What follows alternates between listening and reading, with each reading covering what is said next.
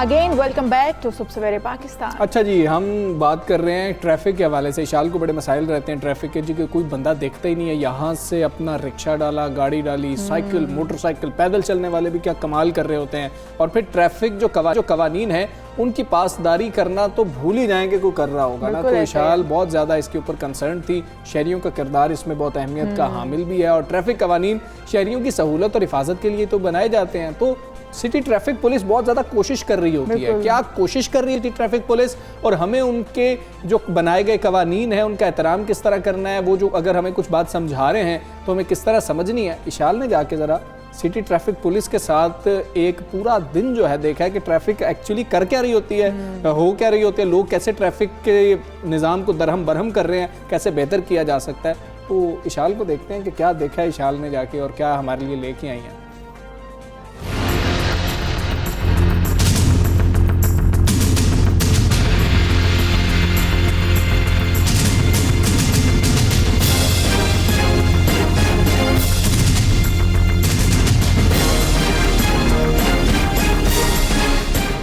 अस्सलाम वालेकुम व्यूअर्स, मैं इस वक्त मौजूद हूँ लाहौर की सबसे अहम शाहराह पर, जिसे चेरिंग क्रॉस कहा जाता है। और यहाँ पर 24 घंटे ट्रैफिक जो है वो रमा दमा रहती है। किस तरीके से ट्रैफिक पुलिस लोगों पे इम्पोज कर रहे होते हैं, किस तरीके से उनसे इंश्योर करवाते हैं SOPs, और फिर जो ट्रैफिक कवानीन है उन पर किस तरीके से अमल-दरामद को यकीनी बनाते हैं। और हमारे साथ यहाँ पर मौजूद होंगे CTO लाहौर सैयद हम्माद आबिद साहब। इनसे गुफ्तगू करते हैं।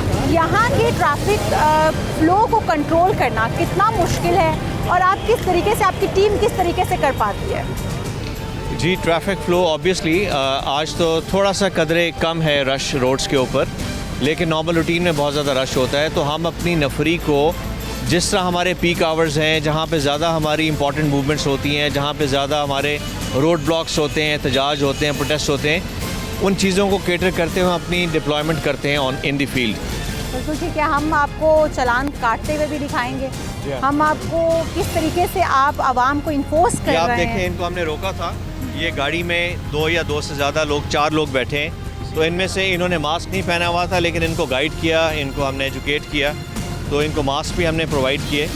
तो ये सिलसिला हमारा जारी है। और अभी कुछ हद तक, जब तक ये पूरा इस पे वबा पे काबू नहीं हो जाता, as the result of the massive enforcement we have done and massive awareness campaign.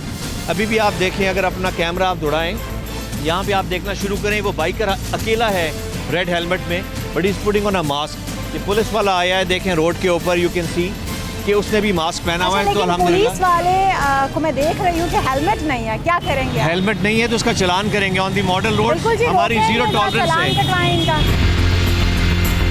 Helmet नहीं पहना हुआ। हेलमेट सर इधर ही मेरी पंजाब असम्बली हाल में ड्यूटी होती है, तो पंजाब अगर हम खुद कानून का एहतराम नहीं करेंगे तो लोग भी नहीं करेंगे। माल रोड हमारी मॉडल रोड है, यहाँ पे जिस तरह हम बाकियों का चलान करते हैं, तो हमारी पॉलिसी बड़ी क्लियर है कि अगर हमारा कोई वर्दी में भी भाई आएगा और कानून की वायलेशन करेगा, जिस तरह सेफ सिटी कैमरास हमारे चलान करते हैं, इसी तरह पुलिस वालों के भी चलान होते हैं। ठीक है, आपको वैसे ख्याल था कि आपका चलान हो सकता है, यहाँ पर फोर्सेस मौजूद होंगी? जी मालूम था कि हो तो सकता है। फिर आप इतनी मेन शाहराह पर विदाउट हेलमेट किस तरीके से निकल आए? आप तो खुद इस ऐसे डिपार्टमेंट में हैं जहाँ पर लोगों को सिखाया जा रहा है, तरगीब दी जा रही है कि SOPs को फॉलो करें, तो आप तो खुद हेलमेट नहीं पहन रहे, आप तो बेसिक जो रूल है उसको फॉलो नहीं कर रहे ट्रैफिक का, रोड पर आने का। बस मैम ये नेक्स्ट नहीं होता, गलती हो गई है। तो अगर पुलिस डिपार्टमेंट में ऐसे लोग मौजूद होंगे जो मास्क नहीं पहनेंगे या हेलमेट नहीं पहनेंगे, तो उनके ऊपर भी एक्शन जो है जिस तरीके से अभी CT साहब ने लिया होना चाहिए, ज़रूरी है।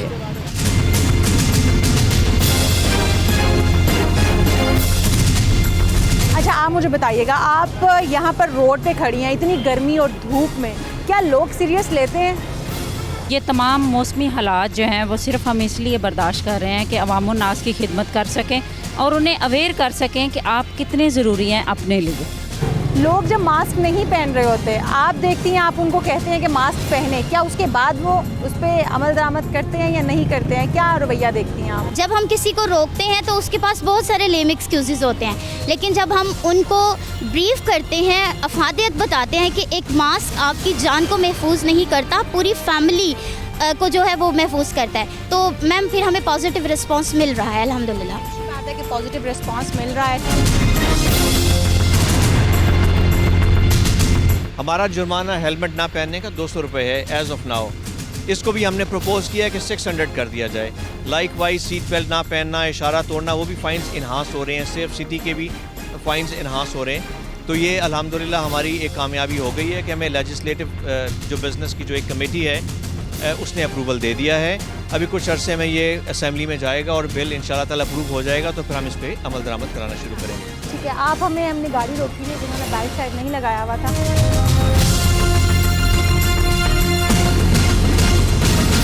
तो आपसे हम गुजारिश करेंगे कि जब भी रोड पे आएँ तो आप ज़रूर सीट बेल्ट का इस्तेमाल करें। करता ही हूँ, लेकिन वो मेरा हाल पिछले 2-4 महीने से कुछ रिलैक्सेशन नज़र आ रही थी। ये इन्होंने ये थी रिलैक्सेशन की कि we were focusing on the COVID SOPs। तो हमने माइनर वायलेशंस पे वार्न करके छोड़ देते थे। तो आप भी माशाल्लाह समझदार हैं, यू एजुकेटेड, तो आपको भी हम ये कोविड के हवाले से ही आप घर जाके दीजिएगा फेस मास्क के ऊपर, and we are just warning you and leaving you. जी मैं SOPs तो वैसे अच्छा सर, आपको ट्रैफिक पुलिस का रवैया कैसा लगता है रोड पर? जिस तरह से अभी सर ने आपको जस्ट वार्निंग देके छोड़ दिया, पुलिस ये पुलिस वाले तो शिकायत है? नहीं, ये ट्रैफिक वाले तो अमाद नहीं है मेरे ख्याल। ये ट्रैफिक के ही है। इनकी तो अच्छी गुफ्तगू है, लेकिन इनकी मौजूदगी में उन्होंने भी अच्छा बिहेव किया है, लेकिन जब कभी इंडिपेंडेंट कभी मिलते हैं तो अच्छा, फिर किस उनका तरह का रवैया होता है? क्या कंप्लेंट्स हैं आपकी? नहीं, ट्रैफिक मेरी पुलिस के हवाले मेरी पर्सनल कंप्लेंट तो कोई नहीं, ऑब्जर्वेशंस हैं मेरी कि ये इनकी बस ज़रा मुख्तलिफ इस वक्त उनका बिहेवियर डिफरेंट है ज़रा। जब हमारे अवाम का रवैया कैसा होता है जब हम किसी को रोकते हैं? ये भी अवाम है, हम भी एक जैसा ही रवैया है। पब्लिक सर्वेंट तो एक जैसा, इसलिए कहते हैं जिस ताली दोनों हाथों से बजती है। हमारी ऑब्जर्वेशन ये है कि हम जब भी किसी को रोकते हैं तो वो आगे से रेजिस्ट करता है। सबसे पहले तो अपनी गलती एडमिट नहीं करेगा, फिर वो फ़ोन निकालेगा या अपना कोई कनेक्शन बताएगा या वास्ता बताएगा। V8 में बैठा होगा लैंड क्रूज़र में, लेकिन 200 रुपये पे करते हुए जान जाएगी उसकी। तो ये रवैये भी हमें चेंज करने की ज़रूरत है।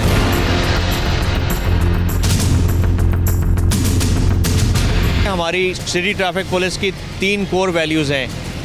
कर्टेसी एंड एक्सेलेंस उसमें एक है, और कर्टेसी के ऊपर ही हम लोग चलते हैं कि पहले सलाम फिर कलाम। लेकिन एट टाइम्स हमसे भी शायद कोई एक्सेसेस हो जाती हों, बट बहुत रेयर है। आप ये देखें कि हमारे, जैसा मैंने बताया, 1200 के करीब एज़ ऑफ नाउ हम बात करें तो हमारे डिफरेंट ट्रैफिक वार्डन्स पूरे लाहौर में मौजूद हैं, फील्ड में ड्यूटीज़ दे रहे हैं।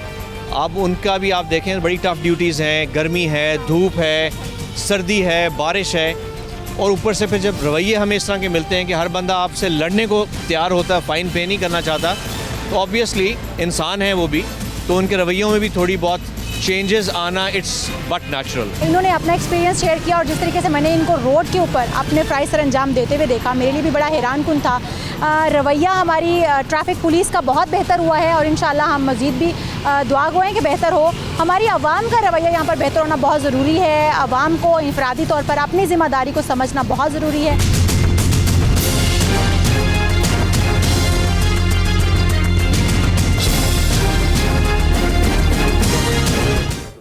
जी देखा फिर आपने कैसा क्या कुछ हो रहा है एक्सपीरियंस रोड रहा है? पर? अब बड़ा हमें अच्छा ये बताओ। एक्सपीरियंस रहा मेरा ट्रैफिक पुलिस के साथ भी। और हमजा, मैंने जो देखा जिस तरीके से वो गर्मी और धूप में खड़े होते हैं, फिर उसके बाद अवाम का रवैया भी खासा रूड होता है। अगर किसी को रोका गया है तो वो उस तरीके से फिर भी गलती को मानेंगे नहीं, और अगर मान भी लिया है तो फिर उनको चलान देने में एतराज़ होता है। वो नंबर मिलाना, ये करना, वो करना, अपने ताल्लुक वास्ते इस्तेमाल करना, तो ये रवैये रोड पर निकलते हुए स्पेशली अपने घर छोड़ कर जाया करें। अच्छा, वो जो पुलिस वाले का तुमने चालान करवाया बेचारे का, वो पता नहीं क्या कह रहा होगा, तो वो क्या कुछ शर्मिंदा वैसे तो हमें देखने में नजर आया, हकीकी शर्मिंदा तौर पर? था बेचारा, अच्छा। क्योंकि चालान भी कटा था, तो शर्मिंदा तो वो था।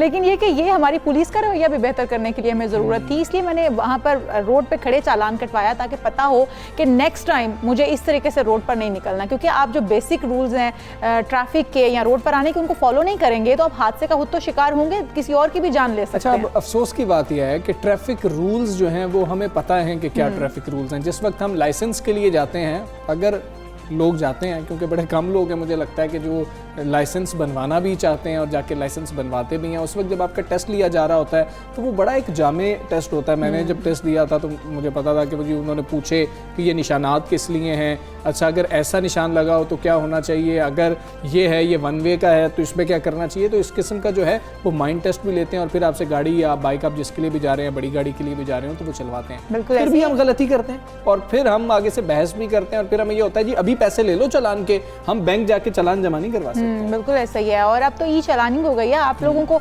ज़रूरत ही नहीं है रोड पर अगर वार्डन्स नहीं भी होंगे तो आपको कैमरास जो हैं वो देख रहे हैं, कैमरास की आंख आपको देख रही हैं और फिर आपका चालान घर पर जब आएगा, एक जमा नहीं करवाएंगे, दो नहीं करवाएंगे, जब गाड़ी बंद हो जाएगी फिर तो जमा करवानी पड़ेगी। लेकिन हमें सबसे ज्यादा ये एहतियात करनी है कि हेलमेट से फायदा किसका होगा, आपका अपना होगा, खुदा ना और खास्ता सीट बेल्ट से किसी किसका हादसे होगा? हाँ बिल्कुल, किसी वो भी हादसे आपका की अपना। सूरत में आपका अपना फायदा, ना ही ट्रैफिक पुलिस का फायदा है, ना इशाल का फायदा था कि इशाल वहाँ पर मौजूद थी। और फिर ये तो वो चीज़ें हैं जिससे आपका फ़ायदा हो रहा होता है, फिर ओवर स्पीडिंग से आपका भी नुकसान होता है, किसी दूसरे का भी नुकसान हो सकता है, तो बहुत एहतियात किया कीजिए। अब हम बात करेंगे इशाल किसकी, PSL की। 6 की। और अब जो है दिन कम रह गए हैं, काउंटडाउन जो है वो शुरू हो चुका है, तैयारियां जो हैं वो भी ज़ोरों शोर से जारी हैं। अबू धाबी में जो स्केड्यूल्ड मैचेस हैं वो खेलने के लिए इंतहाई इस दफ़ा सख्त बायो सिक्योर बबल जो है वो शुरू हो गया है। एक रिपोर्ट को गलत जमा करवा दी गई और उसके ऊपर खिलाड़ी को जो है हाथ भी धोना पड़ा, अब वो नहीं जा सकेंगे। फिर ऐसा ही कोयटा है। ग्लैडिएटर्स के लिए दूसरा मसला अनवर अली का आया, कोरोना पॉजिटिव आ गया। खिलाड़ी इस वक्त जो हैं वो पहुंचना शुरू हो गए हैं। कैसे मैचेस होंगे, हम उम्मीद करते हैं कि बेहतरीन मैचेस होंगे। और फिर हमारी T20 वर्ल्ड कप पर भी नज़र है कि जब लीग्स अबू धाबी जा रही हैं, UAE जा रही हैं, तो क्या T20 वर्ल्ड कप भी वहाँ जा रहा होगा। और इसी सब पर हम बात भी कर लेते हैं। हमारे साथ इरफान ज़हीर मौजूद हैं, क्यों ना उन्हें गुफ्तगू में शामिल कर लें। अस्सलाम वालेकुम इरफान, कैसे हैं आप? कैसे हैं आप लोग? अल्हम्दुलिल्लाह जी। इरफान बताएं क्या देख रहे हैं, बड़ा ही सख्त किस्म का जो बायो सिक्योर बबल रखा गया है और फिर सारे मामला को किस तरीके से होता हुआ देख रहे हैं? जी देखिए, सबसे पहले मैंने स्टोरी ब्रेक की थी कि UAE के अंदर मैचेस होने जा रहे हैं। उसमें हम सबका यही कहना था कि ये कराची में होंगे और माइस भी पूरा मीडिया ने लास्ट वीक पहले अभी जब PCB खुद थोड़ा डाउटफुल हो गया था एक दफ़ा, तो सब ने पूरे मीडिया ने उसकी अनऑथेंटिक न्यूज़ चला दी कि मुलतवी कर दिया गया। तो मेरा ख्याल है इलेक्ट्रॉनिक मीडिया को भी थोड़ा रिस्पॉन्सिबल होना पड़ेगा। जैसे हमें मालूम है कि सोशल मीडिया पे कोई ऐसा चेक एंड बैलेंस नहीं है इस हवाले से, तो वो तो ऐसी न्यूज़ जारी करते हैं, बट इलेक्ट्रॉनिक मीडिया को भी इस पर थोड़ा सा रिस्पॉन्सिबल रिएक्ट करना पड़ेगा कि जब तक ऑथेंटिक न्यूज़ ना आ जाए तो हमें नहीं देनी चाहिए।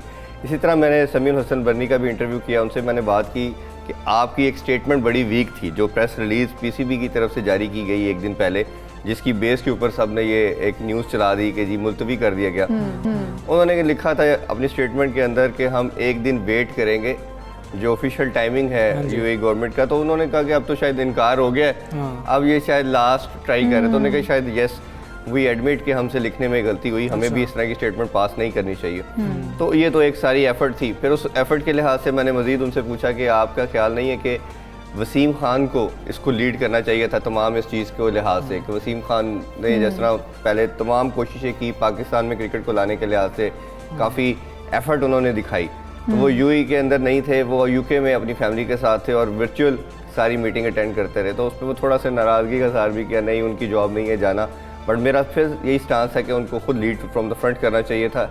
एज ए CEO वो खुद उधर होते तो चीज़ें फिजिकली देखें। हम ये शो भी उधर स्काइप पे भी किया जा सकता है, वर्चुअल भी कर सकते हैं, बट जो इम्पैक्ट सामने फेस टू फेस होता है वो नहीं आता। तो ये जहाँ उनकी कुछ उनको क्रेडिट भी देना चाहिए PCB को, उधर उनकी कुछ मिस्टेक भी थी जो भी हम साथ डिस्कस कर रहे हैं कि वो भी होना चाहिए था। नेवरदलेस अच्छी चीज़ ये है कि होने जा रहा है, सब कुछ प्रिपरेशन हो चुकी है। जाकिर खान का इसमें रोल काफ़ी ज़्यादा है क्योंकि गवर्नमेंट लेवल पे ये चीज़ें जाके सारी सेटल डाउन हुई। सलमान नसीर का नाम लेना पड़ेगा जो चीफ ऑपरेटिंग ऑफिसर है, उन्होंने बहुत ज़्यादा एफर्ट की इस चीज़ के लिहाज से, तो ये एक अच्छी चीज़ है। अब आ जाते हैं PSL की तरफ। PSL के अंदर हमने देखा कि अनफॉर्चुनेटली दोनों प्लेयर, जैसे आपने इंट्रो में बात की, दोनों कोयटा ग्लैडिएटर के हैं और सरफराज से भी मेरी कल बात हुई, वो भी काफ़ी इस चीज़ को लेकर अपसेट थे क्योंकि दोनों मेन प्लेयर थे उनके। तो इंडक्शंस क्या हैं इसकी, मतलब कि कुछ अभी तो इंडक्शन का कुछ पता नहीं है। अभी तो जो ऑलरेडी उनके स्लॉट थे उन्हीं में से ही उनको प्लेइंग 11 खिलानी पड़ेगी। हालात पहले बेहतर नहीं थे, कोयटा ग्लैडिएटर्स के मजीद वीक हो रहे हैं। जी कुछ का कल एक सोशल मीडिया पे भी डिबेट शुरू हो गई कि उमर अकमल को होना चाहिए था, इस तरह था, बट वो शायद लोग नहीं जानते कि उन्होंने अभी रीहैब नहीं हुआ उनका। रीहैब नहीं हुआ, पैसे तो शायद उन्होंने जमा करवा दिए। पैसे जमा करवा दिए, पैसे उन्होंने जमा करवा दिए। पहले उन्होंने इंस्टॉलमेंट के लिए रिक्वेस्ट की थी जो PCB ने डिनाई की, फिर उन्होंने अब जमा करवा दी। बट PCB शायद खुद कोविड की उन चीज़ों में बिजी था और थोड़ा सा हमें डिस्टेंट भी नज़र आ रहा है उनका और PCB का। शायद मेरा ख्याल है कि PCB इसी चीज़ को कंसिडर करते हुए उनको पहले अगर बुला लेती तो वो भी उस के अंदर शामिल हो सकते थे। देखें अगर आपको अगर पास के अंदर ही चलना शुरू करेंगे तो फिर एक ज्यादती होना शुरू हो जाएगी। तो दोनों तरफ से एक अच्छा रोल जाना चाहिए और आपका पाकिस्तान को रिप्रेजेंट कर चुके हैं, चले गलती की उसकी सजा हो चुकी है, अब आगे अच्छा इरफान, बायोसिक्योर बबल का पूछ रही थी शाल, पिछली दफ़ा तो हमने देखा पाकिस्तान में घर से खाने आ रहे थे, बेहतरीन कढ़ाइयाँ आ रही थी, सब मिल बैठ के खा रहे थे। इस दफ़ा बायोसिक्योर बबल आप कितना सख्त देख रहे हैं और उस पर अमल दरामद के सीनियर जो प्लेयर्स हैं वो भी कर रहे हैं, अब तो कोई उधर सिफारिश नहीं चल रही? नहीं, अब आपके पास सेकंड ऑप्शन ही कोई नहीं बची। एक तो ये कि जहाँ तक पाकिस्तान की बात है, जैसे अभी इन्होंने 2 दिन का था, अब 1 दिन का और एक्सटेंड हो गया वीज़ों की वजह से, तो उसमें तो अब मेरा नहीं ख्याल कोई लैप्सेस करेंगे ये। और जैसे ही आप once you are into UAE, तो आप जैसे ही उधर जाएंगे अबू धाबी के अंदर, तो वो दूसरी यूके की कंपनी रेक्ट्रा वो टेकअप कर लेगी, वो तो आपको पॉसिबल ही नहीं है मूव करने दे। फिर यूएई गवर्नमेंट खुद बहुत ज़्यादा स्ट्रिक्ट है, तो मेरा नहीं ख्याल कि इस दफ़ा कोई लैप्सेस हमें देखने के आए, क्योंकि स्पेसिफिक टू 2 होटल्स हैं, स्टाफ पहले इधर से ट्रैवल कर रहा है चार्टर फ्लाइट के साथ, जो उधर उनका ग्राउंड स्टाफ और दूसरे लोग हैं वो भी बायोस्फीयर बबल का पार्ट है। तो मेरा नहीं ख्याल कि कोई 1% भी इस दफ़ा हमें इस तरह की चीज़ें, और यही रीज़न थी जो मैंने स्टोरी में भी कहा था कि ये नहीं आएगा कराची में, क्योंकि वो रिस्क नहीं अफोर्ड कर सकते। और मोस्ट लाइकली अभी देखें इस मंथ के अंदर मीटिंग होनी है, नेक्स्ट मंथ जून के अंदर ICC की भी देखते हैं वर्ल्ड कप के लिए क्या आएगा, क्योंकि भारत पूरी कोशिश करेगा कि वर्ल्ड कप भारत में ही हो, लेकिन जो भी सिनेरियो चल रहे हैं हाँ जी, क्योंकि वैक्सीनेशन में भी बहुत नीचे है अभी वो, तो मेरा ख्याल है यूएई की तरफ ही सारी चीज़ें जा रही हैं। तो हमें PSL यूएई में होने का कितना ज़्यादा फ़ायदा होगा T20 वर्ल्ड कप के लिए भी, अगर T20 वर्ल्ड कप भी यूएई में हो जाता है? हमने बहुत क्रिकेट खेली है यूएई में जी, ऑलरेडी हमारे सब लड़के उन कंडीशन के साथ काफ़ी कस्टमाइज हैं, और हमने 4-5 साल अपनी डोमेस्टिक भी उधर ही खेली थी जब पाकिस्तान में क्रिकेट नहीं हो रही थी, और हमारे प्लेयर सारे ही ऑलमोस्ट सब प्लेयर का नाम लिया जाए तो वो उधर बहुत ज़्यादा खेले हैं, और ओबियसली एक अच्छा लर्निंग एक्सपीरियंस भी होगा पाकिस्तान के लिए। ओके, उधर अभी ये PSL के रिमेनिंग मैचेस खेल रहा है, और प्लस ये भी देखना पड़ेगा कि जब इंग्लैंड ने आना है, अगर तो भारत के अंदर वर्ल्ड कप नहीं होता तो हो सकता है ये 2 मैचेस भी फिर उधर ही रख दिए जाए। हाँ जी। तो इस तरह की प्रिपरेशन के लिहाज से अच्छा है। फिर वेस्ट इंडीज़ के खिलाफ आपने 5 T20 खेलने हैं, इंग्लैंड के खिलाफ 3 खेलने हैं, तो काफ़ी ज़्यादा T20 क्रिकेट हो रही है, तो मेरा ख्याल है काफ़ी बेनिफिशियल है पाकिस्तानी टीम के लिए कि यूएई के अंदर PSL खेलने जा रहे हैं उस लिहाज से। अच्छा, शाहिद अफरीदी जो है वो इवेंट शुरू होने से पहले ही बाहर हो गए हैं, मुल्तान सुल्तान को कितना धचका लगेगा इससे? ऑब्वियसली नाम तो बहुत बड़ा है, बट जैसे हमने देखा कि उनके कैरियर बिल्कुल अभी एंड की तरफ हेडलाइन है, तो बहुत ज़्यादा इम्पैक्ट तो नहीं आएगा फिर अभी, क्योंकि उनको एज ए बैट्समैन तो हमने देखा लास्ट 2-3 सीजन में कोई परफॉर्मेंसेज नहीं हो रही। बॉलिंग में अच्छा परफॉर्म करे, तो बॉलिंग में ऑलरेडी उनके पास 2 बड़े अच्छे लेग स्पिनर हैं। इमरान ताहिर दुनिया के नंबर 1 बेस्ट लेग स्पिनर भी किसी टाइम पे रह चुके हैं, फिर अभी दूसरे उस्मान कादर भी बड़ी अच्छी बॉलिंग कर रहे हैं, तो उनके पास मेरा नहीं ख्याल कोई बहुत बड़ा इम्पैक्ट उस चीज़ का पड़ेगा। नसीम शाह की जो कोताही थी वो गलती थी, क्या दोबारा टेस्ट करवा के उस गलती को दुरुस्त नहीं किया जा सकता था? यंग है थोड़ा सा, ये देखें इसमें उनकी ग्रूमिंग का भी तो फैक्टर आता है ना, शायद PCB ग्रूम नहीं कर सका कि उनको उस बात की समझ नहीं आई, या फिर आपके पास क्या खबर है वो डॉज करने की कोई कोशिश कर रहे थे? देखिए, इंटेंशन एक ऐसी चीज़ है जिसको कोई भी दुनिया का आदमी प्रूफ नहीं कर सकता कि उसकी इंटेंशन क्या थी। वो तो भी अपना ये स्टांस दे रहे हैं, मेरी मिस्टेक नहीं थी, मेरे से मिस्टेक हुई। प्लस देखिए, मार्जिन तो आपको एज का देना चाहिए, अभी वो हार्डली 18 के हैं, तो एज का मार्जिन आप दे सकते हो, और प्लस उनका बैकग्राउंड भी बहुत कोई एजुकेटेड फैमिली से नहीं है कि जिसको हर चीज़ की अवेयरनेस हो, तो ये सारी चीज़ों को कंसिडरेशन में रखते हुए मेरा ख्याल है PCB को मार्जिन, मेरा अपना ओपिनियन है, ज़्यादा सख्त हो गया, उनको मार्जिन देना चाहिए था। और मेरा नहीं ख्याल, आपने टेस्टिंग करवाई है, आप खुद उस पर रिपोर्ट भी देख सकते हैं, कोई इतनी बड़ी चीज़ नहीं थी। हाँ, मेरा ख्याल है कि अगर वो जिस तरह एक फ्रेंचाइज के ऑनर ने किया था कि वो प्लेयर को ले गए थे, इस तरह की अगर हरकत करते तो फिर उस पर मेरा ख्याल है 0 टॉलरेंस होनी थी रिपोर्ट की बेस, क्या पता शायद ऐसी भी कोई चीज़ हुई हो जो ये इन्होंने मीडिया पे PCB ने नहीं आने दी, और सख्त फैसला कर दिया गया हो, क्योंकि मेरा ख्याल है कि ये सिर्फ इस रिपोर्ट गल सबमिट करवाने के ऊपर इतना बड़ा सख्ती नसीम शाह पे भी, हम अगर नसीम शाह को भी देखें ना तो फिर भी नहीं हो सकती। नहीं, मेरा ख्याल है रीज़न कुछ और होगी जो अभी उन्होंने बताई नहीं है। कम बैक कौन कौन कर सकता है? PSL किसके लिए मेक और ब्रेक साबित हो सकती है? T20 वर्ल्ड कप के लिए हम देख रहे हैं इमाद बाहर बैठे हुए हैं, शुएब मलिक हैं हमारे साथ, वो बाहर बैठे हुए हैं, कौन कम बैक कर सकता है? शुएब मकसूद भी है मिडिल ऑर्डर के लिए। जी, ऐसे ही है, मिडिल ऑर्डर का प्रॉब्लम बहुत ज़्यादा था, इसीलिए मैंने उमर अकमल की भी बात की कि 5वां 6ठा स्लॉट हमारा बिल्कुल अभी वेकेंट पड़ा है। अब वी आर नॉट सर्टन कि कौन कौन खेलेगा, और मेरा ख्याल है कि ये इन्हीं प्लेयर्स के लिए PSL है, क्योंकि देखिए वैसे तो आपकी टीम समहाउ फाइनलाइज है, 1-2 प्लेयर का मार्जिन होना था, बट ये सब प्लेयर्स अपना मार्क छोड़ सकते हैं, बता सकते हैं कि we are ready for World Cup. उसमें आपको मोहम्मद आमिर का नाम भी लेना पड़ेगा, जिसको अभी वेस्ट इंडीज़ लीग के अंदर भी कॉल कर लिया गया है। फिर वहाब है, फिर ये 2 बॉलर तो डेफिनेट मेरा ख्याल है इनकी इंक्लूजन बनती है। बैटिंग के अंदर सुहेब का है, उसमें शुएब मलिक का है, ये 2 नाम भी ऐसे मिडल ऑर्डर के अंदर हैं। कुछ लोगों का मानना ये भी आज़म खान का नाम ले रहे हैं, बट उनके फिटनेस मसाइल काफ़ी हैं अभी, मेरा ख्याल है कि थोड़ा सा टाइम शायद उनको देना पड़ेगा। तो ये 2, 3 या 4 नाम ऐसे ज़रूर है जो हम समझते हैं कि ये वर्ल्ड कप के लिए पाकिस्तान को चाहिए भी हैं, और अगर ये अच्छा परफॉर्म कर देते हैं तो डेफिनेट इंक्लूजन ये वर्ल्ड कप के स्क्वाड में होंगे। और तो वर्ल्ड कप की तैयारी हमारी वैसे ओवरऑल कैसी है? हमें कहाँ पर कुछ बेहतर करने की ज़रूरत है? देखिए, तैयारी की तो ये बात है कि जितनी बाकी टीम्स हैं वो तो जब से 2021 आया है उन्होंने अपनी टीम्स का अनाउंस किया हुआ है समहाउ, ऐसे ही है। और शायद ऑल्टर 1-2 प्लेयर्स की हो, but we are still not sure कि किसको लेके जाना है, किसको नहीं जाना। मैनेजमेंट को नहीं पता, प्लस चीफ सेलेक्टर की स्टेटमेंट में भी डिफरेंस आ रहा है, तो काफ़ी गैप है।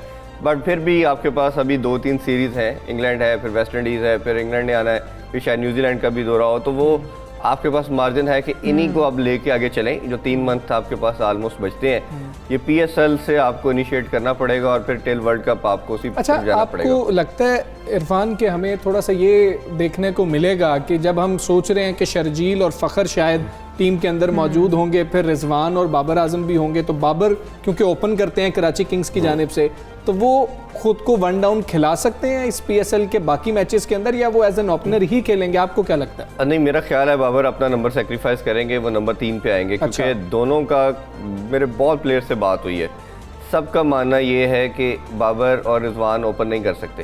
अगर वो करेंगे तो आपका स्ट्राइक रेट के ऊपर बहुत इम्पैक्ट आएगा और आप 170-180 से ऊपर टोटल नहीं कर सकते।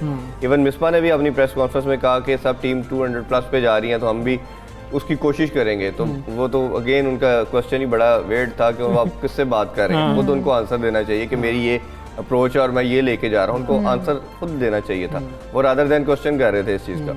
तो मेरा ख्याल है कि बाबर सेंसिबल आदमी है, वो एज ए कैप्टन इस चीज़ को ऑनर्स को लेंगे और ख़ुद अपना नंबर करेंगे। प्रॉब्लम आएगा अगर तो दोनों खेलते हैं, शर्जील और फ़खर, तो फिर मेरा ख्याल ओपन इनकी बनती है। फिर रिजवान को भी अपना, देखिए रिजवान एक ऐसा वर्सटाइल प्लेयर बन चुके हैं अब, जैसे मियां दाद थे कि वो किसी भी नंबर पे जा सकते हैं। लेकिन एक चीज़ है कि पावर हिटिंग उन्होंने डेवलप तो की है, बट देखना पड़ेगा क्या वो 4 या 5 पे आते हैं, क्योंकि अगर तो दायरे का इस्तेमाल है अभी तो मेरा ख्याल है PSL भी एक अच्छा टेस्टर है, बट उधर भी वो फंसे हुए हैं, क्या करें। क्योंकि नंबर 1 पे तो उन्होंने प्रूव कर दिया है, जैसे भी एक असिस्टेंट तो आउटस्टैंडिंग परफॉर्मेंस रही है रिजवान की। बट अगर रिजवान के अंदर इस तरह की एबिलिटी है कि वो दायरे के अलावा भी पावर हिटिंग कर सकते हैं, तो फिर मेरा ख्याल है हमारा मिडिल ऑर्डर का मसला भी बड़ा इजीली हल हो सकता है। कि आपके बाबर के साथ अगर रिजवान फीस 4 पे आए और 5 पे रिजवान वो जगह स्लॉट ले लें जो कंसिस्टेंट कोई परफॉर्मर नहीं है, तो मेरा ख्याल है एक बड़ा अच्छा हो सकता है। बट मेरा ख्याल है कि जिस तरह का उन्होंने 1 साल 1.25 साल से कैरी किया है ओपनर, मैनेजमेंट की अप्रोच बता रहा हूँ, वो रिजवान को नहीं छेड़ेंगे। ठीक है, रिजवान के साथ स्टिक करेंगे, उसके साथ हैदर, आसिफ, इफ्तिखार, इन तीनों के लिए कितनी इंपॉर्टेंट है PSL? या सिर्फ हमें हैदर को देखना चाहिए, आसिफ और इफ्तिखार को बहुत देखना? नहीं, मेरा ख्याल है कि आसिफ और इफ्तिखार को बहुत ज़्यादा 2-2 साल चांस दे दिया गया। इट्स इनफ, उनको अब कैरी करना मेरा नहीं ख्याल को वाइज डिसीजन होगा, और बहुत एक्स्ट्राऑर्डिनरी किस्म के चांसेस मिल गए हैं। 2 साल छोटा टाइम पीरियड नहीं होता, और उसकी कोई भी मैच विनिंग परफॉर्मेंस ना इफ्तिखार की तरफ से आई, ना आसिफ की तरफ से आई। तो आप हैदर को ज़रूर मार्जिन दे सकते हैं। अभी 19 के हैं, यंग बच्चा है, अभी पूरी एनर्जी वाला है। ठीक है जी, मेक और ब्रेक हो सकता है। कम बैक कौन से खिलाड़ी करेंगे वो परफॉर्मेंस के ऊपर ही होगा, और फिर T20 वर्ल्ड कप के लिए पाकिस्तानी टीम भी तैयार होती हुई हमें नजर आ रही है। हम दोनों को इजाजत दीजिए, अगले प्रोग्राम में फिर हाजिर होंगे। हमारे साथ ज़हीर, इजाजत दीजिए। इरफान ज़हीर, आपको बहुत शुक्रिया, अल्लाह हाफ़िज़।